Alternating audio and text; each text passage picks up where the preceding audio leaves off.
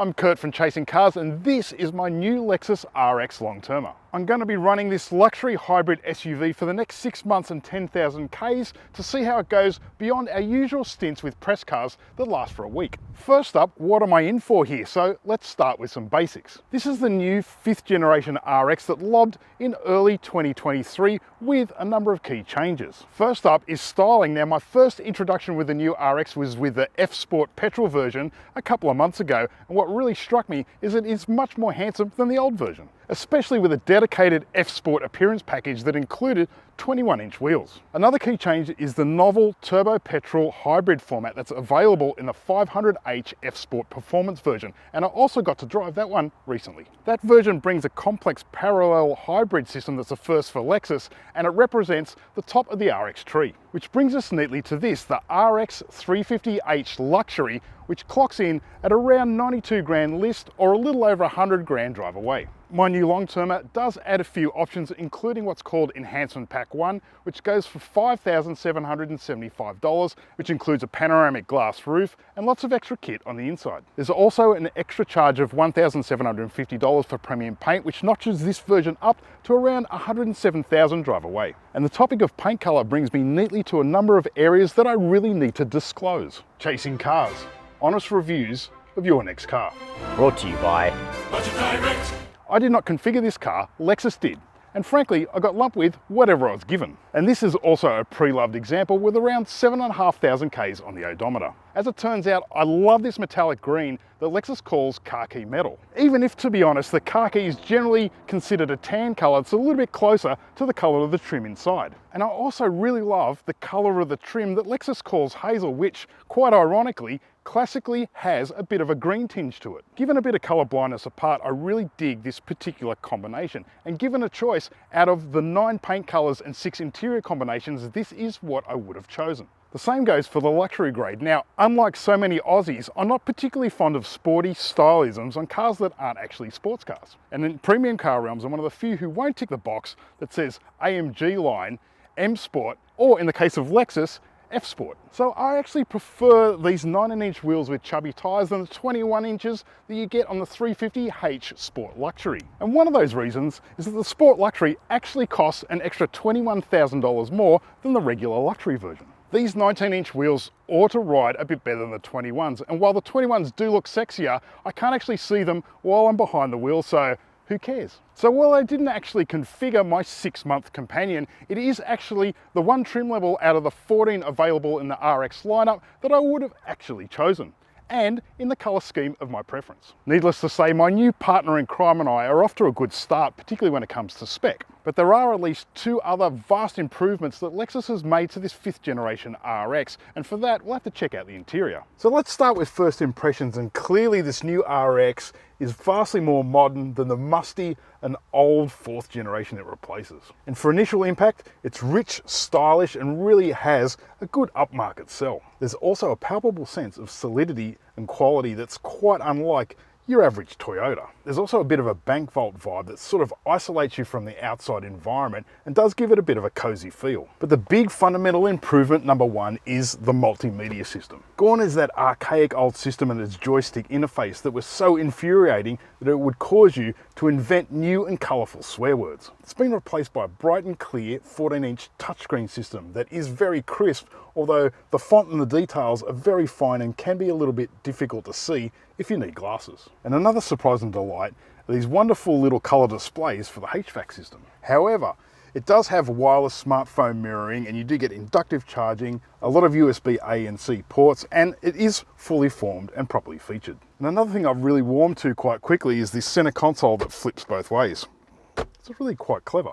The old RX could be had in a 7-seat format, but this new one is only available as a 5-seater. Now, I think that's actually a bit of an improvement, and I'll tell you why. So Lexus has transformed what was a 7-seat experience that would generally make 5 of those occupants pretty grumpy on a long trip to a genuine 5-seater where all occupants are happy and you still maintain a 612-litre family-sized boot. It's early days in the custodianship, and I've only done a couple of trips with 4 adults, but each time all the occupants have remarked how comfy and spacious this RX feels. Even if everyone asks me how the heck do you open the doors. The RX fits electric door handles and latches inside and out, and while it's a unique selling point, it does frustrate my better half no end. And frankly, it's not terribly intuitive to use because you have to push it in with your button or pull it back twice. And as much as I like the look of it, another question mark is this hazel trim. This colour is only available in the enhancement pack, and while the regular luxury version gets synthetic leather, this is actually leather accented. And my big concern is that even after just 7,500 kilometres, the driver's seat is starting to look a bit dirty and grubby. So it'll be interesting to see, having bums in seats for 10,000 kilometres, how durable these seats will be by the time I hand this Lexus back. We'll really do a deep dive on how effective this interior is in a future update, but right now, let's check out under the bonnet. Of course, we haven't touched on powertrain yet, and this 350h format that Lexus reckons will take up the bulk of buyer orders is quite a bit different than the turbocharged options in the regular 350 and the 500h hybrid. This is a self-charging hybrid system that fits a 2.5 litre naturally aspirated 4-cylinder petrol engine, and it adds one motor for the front-wheel drive format or 2 electric motors for the all-wheel drive version, which is what we have here. This Atkinson cycle design outputs 140 kilowatts and 239 newton meters, which really isn't a lot to write home about. If you do opt for the front drive version, it gets an electric motor on the front that adds 134 kilowatts and 270 newton meters. But when you do opt for the all-wheel drive system, the electric motor on the back adds 40 kilowatts and 121 newton meters. That's a lot of numbers spinning around at one time, but Lexus is claiming a total peak power output of 184 kilowatts. But with a petrol engine and 2 electric motors all weighing in and out at different times to propel the vehicle, torque is a bit of a moving target. So Lexus makes no claim for peak torque output. The front wheels are driven by a CVT transmission, and the battery of choice is the older nickel metal hydride design rather than the more contemporary lithium ion. And those are two areas that you would hardly call bleeding edge technology. But Lexus reckons that it's invested enough in the motor and battery tech to lift the electric only top speed from 68 kilometers an hour to 125 kilometers an hour. There should be a significant improvement in drivability that I intend to test over the next couple of months, including a couple of long interstate trips. And that's where I'm hoping to find out where that particularly handy 5.2 litre highway fuel consumption claim